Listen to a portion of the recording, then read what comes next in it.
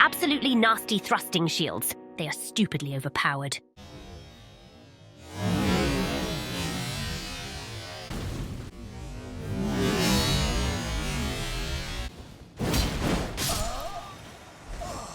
Remember when we said a few days ago that this was the best weapon in Elden Ring?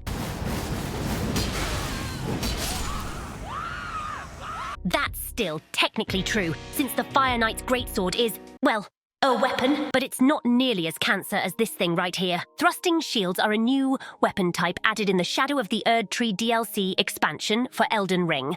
They are basically great shields with offensive capabilities. What the fuck? If you want to, nobody can prevent you from using great shields as weapons. And some of them are actually very interesting, like the Fingerprint Stone Shield. But as opposed to great shields, thrusting shields possess a unique moveset that deals pierce damage. And they have a unique attack that consists of blocking and then pressing the light attack button.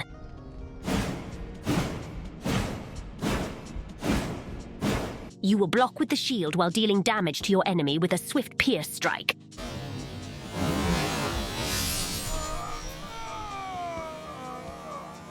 This attack is absolutely broken. There are 2 thrusting shields available in Elden Ring at the moment, the Dueling Shield and the Carrion Thrusting Shield. Both of them are insanely strong due to this crusty, unwashed move.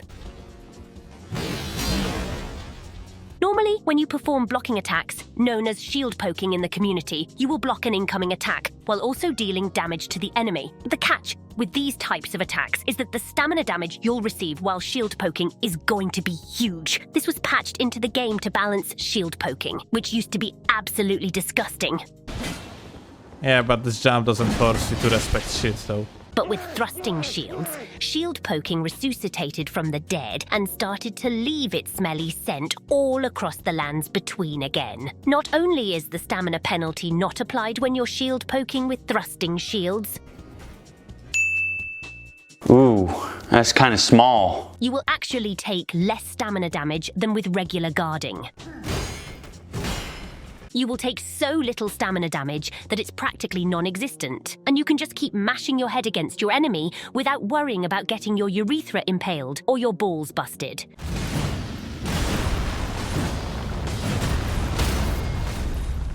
Oh look, you've been impaled. Another annoying property of this move is that you can just spam it indefinitely. Normal weapon attacks have chains that possess a clear end with large recovery.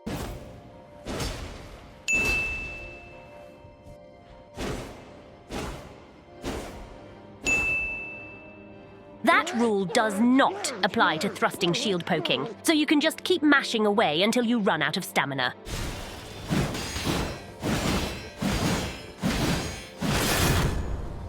And the poop cherry on top of the diarrhea cake is that thrusting shields not only will protect you, they can also deal a metric f***ton of damage. Remember how I told you that they deal pierce damage? Pierce damage is the only type of damage in Elden Ring that has counter damage. Counter damage is applied when you interrupt an enemy action with your own thrusting attack, resulting in a 15% damage bonus. To that generous amount, we can add the Spear Talisman, which further enhances counterattacks. To that brutal amount, we can add the Two-Handed Sword Talisman, which increases damage of two-handed attacks by 10%. To that cartoony amounts of buffs, add that thrusting shields can be infused with affinities and ashes of war, so making a thrusting shield heavy to have it scaling with strength will further enhance its two-handed damage. And if that wasn't enough malaria in your balls already, the Carrion Thrusting Shield has innate magic damage, which can be amplified with magic greases.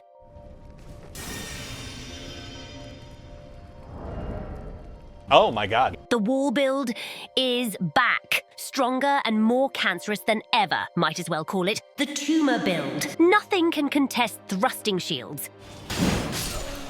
Not even shield bypassing weapons, because the damage they deal is simply not enough to win the trade.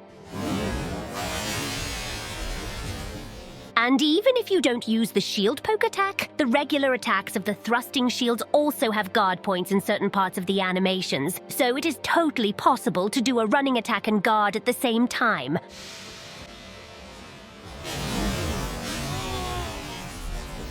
Not even the deadly, disgusting Swift Slash can bypass this cancer. What? The protection provided by thrusting shields is like none other.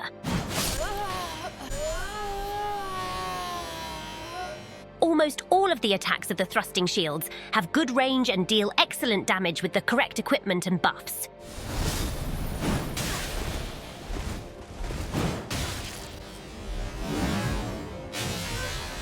That's quite big. So yes, they may not be a weapon per se, but they're probably the strongest offensive weapon type in the game. Well, I'd say we've had enough chit-chat about thrusting shield's properties. I know you're interested in how to build it, you naughty little maggot. As the little wooden smurf with anger management issues mentioned, Excuse me? this is going to be exclusively a strength build.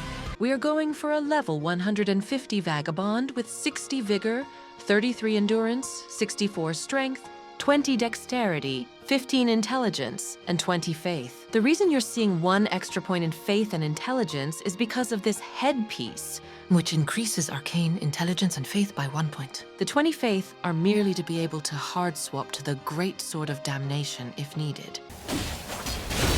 No.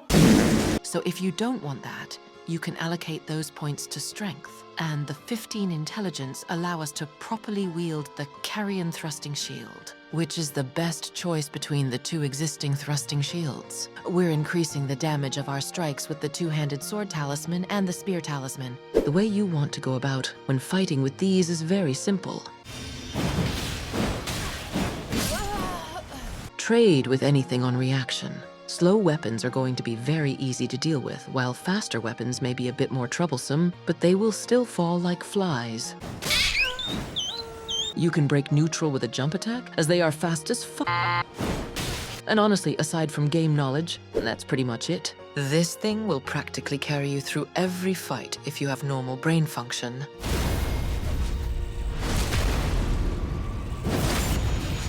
When fighting against thrusting shields, the thing we found out works best is to outrange it with halberd running attacks to be safe from the shield poking, and use hatchets with very fast attacks to turn and burn, basically forcing them on the offensive. Or you can just... That was a very scary interaction. That shield may not be a weapon per se, but you know what it can be?